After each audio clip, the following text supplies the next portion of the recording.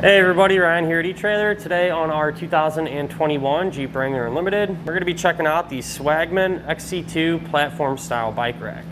First impression of the rack on the back of the Jeep, this can be a super simple way to carry around a couple of bikes. That's how many this rack can hold. And with the Jeep being relatively small on the inside, if you want to put a couple of bikes back there, it's really going to limit that space inside for other belongings or your friends and family. So having a rack on the back of your Jeep, you're going to be able to carry these bikes around and ride comfortably to the trailhead. If I were looking for a bike rack for my Jeep, I think the first thing that would cross my mind is, it's going to work with the spare tire. This takes up some space back here. And in our case, it does. Our bike clears it. We have a little bit of space there in between our pedal and our rim. Now keep in mind, this is going to vary a little bit from, depending on your bike, what size tire you have, your hitch, and maybe what style of rim that you have. But in our case, these look like they're factory. The tire size is a 255 70 R18, and pretty generic bike. I'd say most bikes, road bikes, are very similar to this, so chances are pretty good you'll have enough clearance to use your bike on the back of your Jeep. So this rack is really simple to use and how it works and everything like that.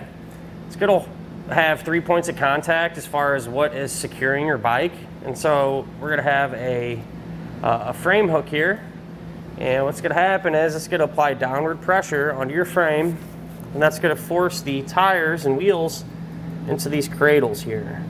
And it actually does a really good job of kind of keeping everything secure. I mean, if I move everything around, the rack has some movement in it. That's perfectly normal. Pretty much every rack will, but the bike isn't moving at all. So you can have some confidence if you're going over some bumpy roads or something like that. The bikes ain't going to come flying off. That said, though, the way to get the bike off when you are ready to unload, really easy. On the Jeep, there's a couple more things you got to look out for just because of that spare tire, but really no way around that. The easiest way that I found is to simply take off the frame hook here. So there's going to be a lever, or almost a button, I guess you could say. Push that in, and when you do that, make sure you got a hand on your bike. And I just like to take that completely off. And then we're able to kind of squeeze it out like so and go riding. Now, something you do want to keep in the back of your head whenever you put the rack on the back of your Jeep, it is going to extend the overall length of it, so something to think about when you're pulling into a small garage or a tight parking spot. Chances are pretty good you won't have any issues. This doesn't take up a ton of space. It's pretty compact, but just to be on the safe side, we'll take a measurement. Looks like this hook here is probably going to be the furthest point out, and I'll measure from the glass to it, and it looks like it's going to be right at about 32 inches. So really not taking up that much space, especially considering I'm going from the glass here and not our tire. But I did that because everyone's tire could be different sizes, kind of a constant. With that said, kind of speaking about the tire, I figured I'd just give you something to go off of here. The end of the frame hook to the tire, and again, I mentioned that tire size earlier, that is going to be about 4.5 inches. Something that a lot of people wonder about is if you can still open up your Jeep's rear door to get in and out whenever you have the rack in place. And this one, you can get in a little bit, I would say about halfway, but in order to do that, you are gonna have to fold this center piece down.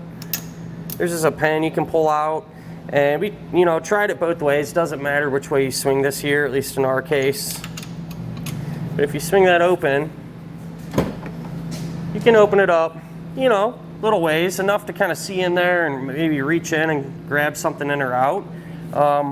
And that's pretty common with these Jeeps. A lot of bike racks, you're gonna run into that. There's just not a ton of room back here, so nothing really too out of the ordinary there. So the rack is gonna work with those 2-inch by 2-inch receiver tube openings like we have here today on our Jeep. but it can also work with the smaller 1.25" by 1.25" hitches as well. So if you have a different size hitch or another vehicle in the household, chances are pretty good this will work.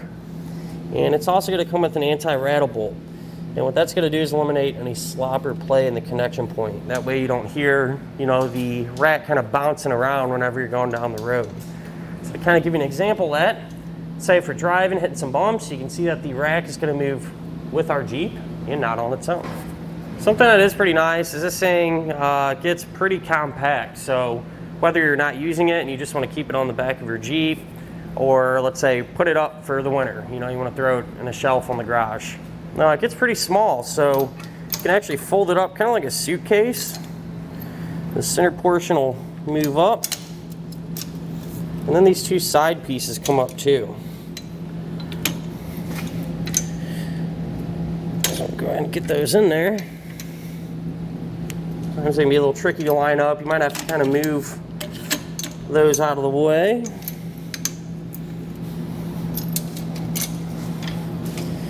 And I mean, it's pretty small, it's not taking up a ton of space. I can really see this being useful, when you put it away for winter time, to store it.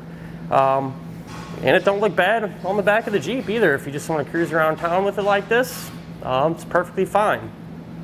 But other than that, at the end of the day, a great economical way to carry around a couple of bikes on the back of your Jeep. This is our test course. Let's start with the slalom. This shows side-to-side action, such as turning corners or evasive maneuvering. Then, onto our alternating speed bumps. This shows twisting action, such as hitting curbs, potholes, road debris, or even uneven pavement. Last of all, the solid speed bumps. This shows up and down action, such as driving through a parking lot or parking garage, or driving in and out of a driveway. And that'll finish up our look at of the Swagman XC2 platform style bike rack here on our 2021 Jeep Wrangler Unlimited.